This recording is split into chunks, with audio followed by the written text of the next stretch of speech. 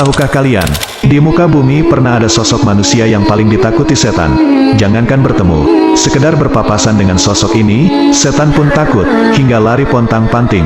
Sosok manusia ini pernah disampaikan oleh Rasulullah langsung. Rasulullah bersabda, sesungguhnya setan lari ketakutan jika bertemu Umar. Hadits riwayat Ibnu Asakir. Dalam hadits yang lain, Rasulullah bersabda, wahai Ibnu Khattab, demi Allah yang jiwaku berada dalam genggaman tangannya, sesungguhnya tidaklah setan menemuimu sedang berjalan di suatu jalan kecuali dia akan mencari jalan lain yang tidak engkau lalui. Sedangkan dalam hadits lain, Rasulullah bersabda, sungguh, aku melihat setan dari kalangan manusia dan jin lari dari Umar. Hadits riwayat Tirmizi. Dari hadis-hadis ini bisa dibayangkan betapa sangat takutnya setan keturunan iblis terhadap salah satu sahabat Rasulullah. Betapa Umar begitu luar biasa kekuatannya sehingga setan pun enggan berpapasan dengan sahabat Nabi yang dijuluki Al-Faruq atau singa.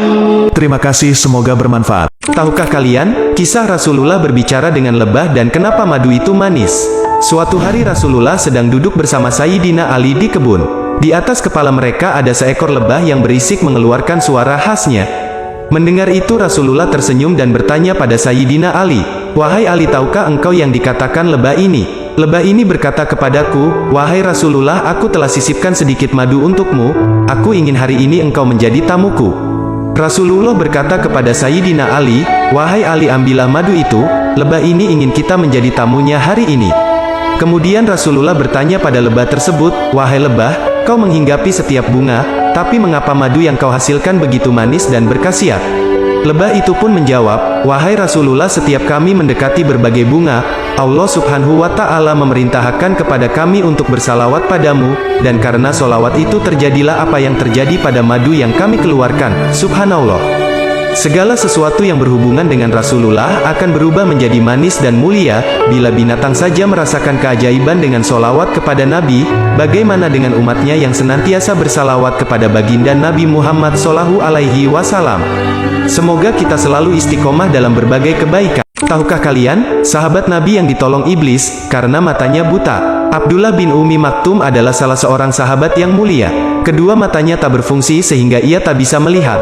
Dia menjadi salah satu sebab turunnya surah Abasa. Suatu hari, Abdullah bin Umi Maktum mengikuti pengajian Rasulullah. Karena kondisi fisiknya, yakni matanya yang buta, ia memberanikan diri bertanya kepada Rasulullah. Wahai Rasulullah, apakah saya juga diwajibkan kendati saya tidak bisa melihat? Tanya Ibnu Umi Maktum. Rasul menjawab, apakah kamu mendengar seruan azan? Ibnu Umi Maktum menjawab, ya, saya mendengarnya. Rasul pun memerintahkannya agar ia tetap pergi ke masjid meskipun sambil merangkak. Maka, dengan penuh keimanan, setiap azan berkumandang dan waktu salat tiba, ia pun segera pergi ke masjid dan berjamaah dengan Rasulullah. Suatu ketika di waktu subuh, saat azan dikumandangkan, Ibnu Umi Maktum pun bergegas ke masjid. Di tengah jalan, kakinya tersandung batu hingga akhirnya mengeluarkan darah. Namun, tekadnya sudah bulat untuk tetap berjamaah ke masjid. Waktu subuh berikutnya, ia bertemu dengan seorang pemuda. Pemuda tersebut bermaksud menolongnya dan menuntunnya ke masjid. Selama berhari-hari, sang pemuda ini selalu mengantarnya ke masjid. Ibnu Umi Maktum pun kemudian ingin membalas kebaikannya. Wahai saudaraku, siapakah gerangan namamu? Izinkan aku mengetahuimu agar aku bisa mendoakanmu kepada Allah, ujarnya. Apa untungnya bagi Anda mengetahui namaku dan aku tak mau engkau doakan, jawab sang pemuda.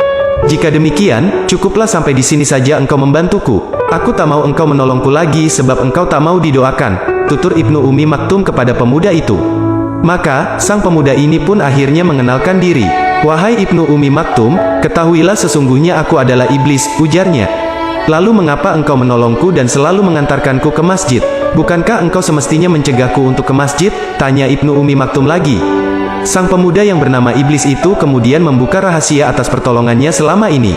Wahai Ibnu Umi Maktum, masih ingatkah engkau beberapa hari yang lalu tatkala engkau hendak ke masjid dan engkau terjatuh?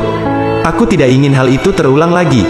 Sebab, karena engkau terjatuh, Allah telah mengampuni dosamu yang separuh.